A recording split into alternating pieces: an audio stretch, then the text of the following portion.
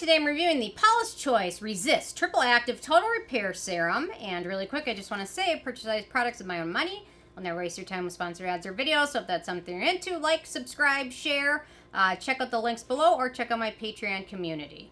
And I'm going to mention this might be one of Paula's Choice more controversial products as opposed to maybe some of their first eye creams, which people said, oh, she said we didn't need an eye cream, and they're coming out with eye cream. So this one might be more controversial than even that. I'm going to talk about that in a second and then give you a good review of it. So they say this advanced anti-aging serum is clinically proven to visibly improve fine lines, discoloration, and firmness with a potent blend of Hexylresorcinol, Retinoid, and Niacinamide, which are three amazing ingredients. Can't argue with that.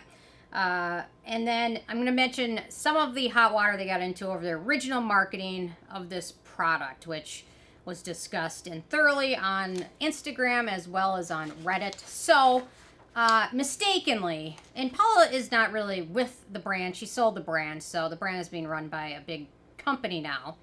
But Paula's Choice, Paula still, in my opinion, probably has some inspiration, maybe still in some of these products. I'm not exactly sure. But,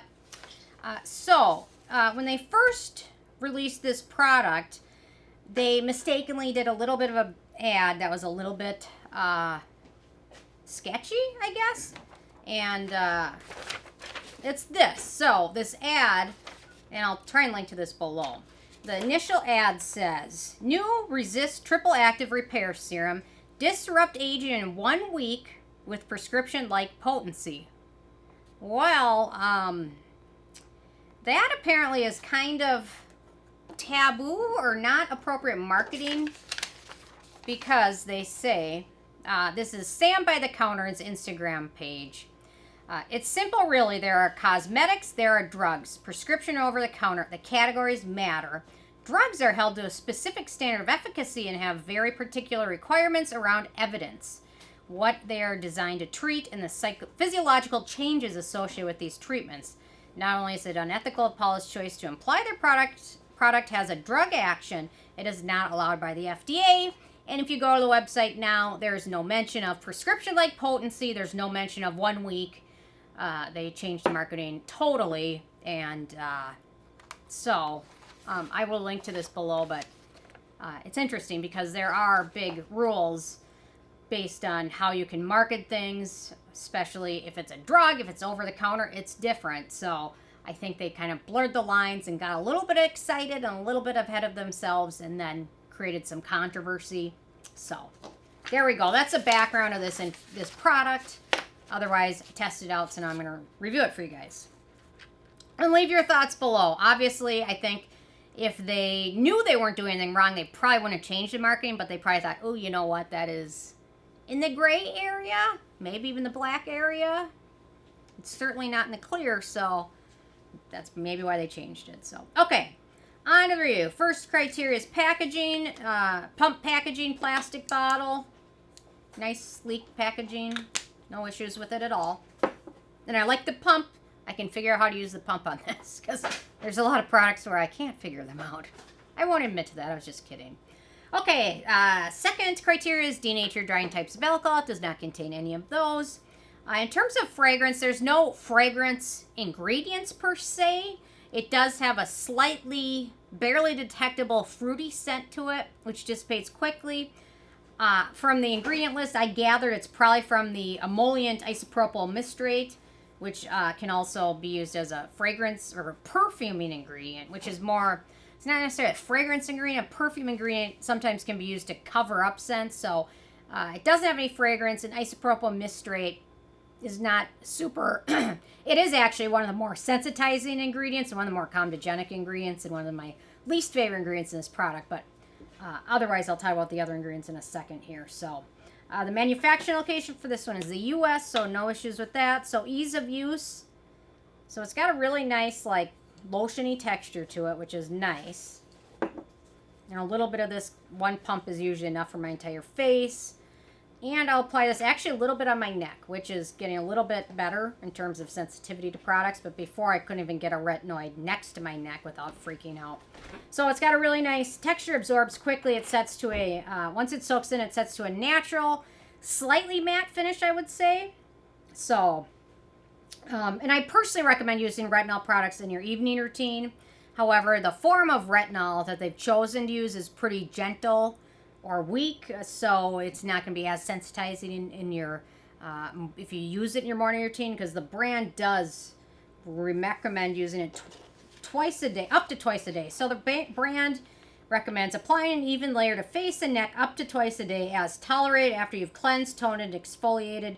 Using with other treatments, layer from thinnest to thickest texture may be applied at the same time as other bioactive products, but note skin's response and adjust usage accordingly. That's basically saying you can use this with an exfoliant, or you can use this with another strong retinoid if your skin tolerates it, which is kind of the rule of thumb. But is it always a good idea?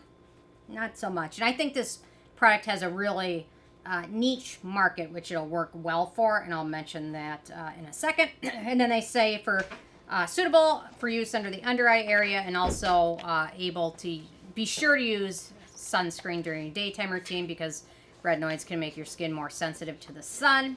Okay, I'm going to talk about the ingredients in 1 second. Okay, and so now you can see it's kind of soaked in. It's kind of set to that natural finish. Although it doesn't look very matte on my hand, but I feel like when I used it on my face, it had more of a matte finish, but I didn't really bother. It didn't matter because I was using it at night anyway. Okay, so cruelty-free. So in terms of performance, so the first few times I used this, my skin the next morning would be very sensitive, red, a bit irritated feeling, and almost a little clogged feeling for the first like 5-6 days I used this. And I started using this every single night. I typically alternate my exfoliants and retinoids, and I just use this every single night in place of my retinoid. So after a few days that subsided, so it wasn't as big of an issue. I really think the trigger cause for that is the isopropyl myristate. I think it's one of the, let me look, water. It's the second ingredient, and it's very comedogenic, and it is moderately irritating for some people. So I think having that super high up, my skin was just kind of screaming at first, like, what are you doing to me? This is really a lot. And then it kind of got used to it. So, but it was very sensitive and red, especially like the first couple nights. Like the next morning I looked up and I looked almost like I got like scratched by the dog in the face multiple times. That's kind of what I thought at first. I'm like, did Lincoln like punch me in the face in the middle of the night or something? And I wasn't aware. So, but it slowly got used to it. Excuse me.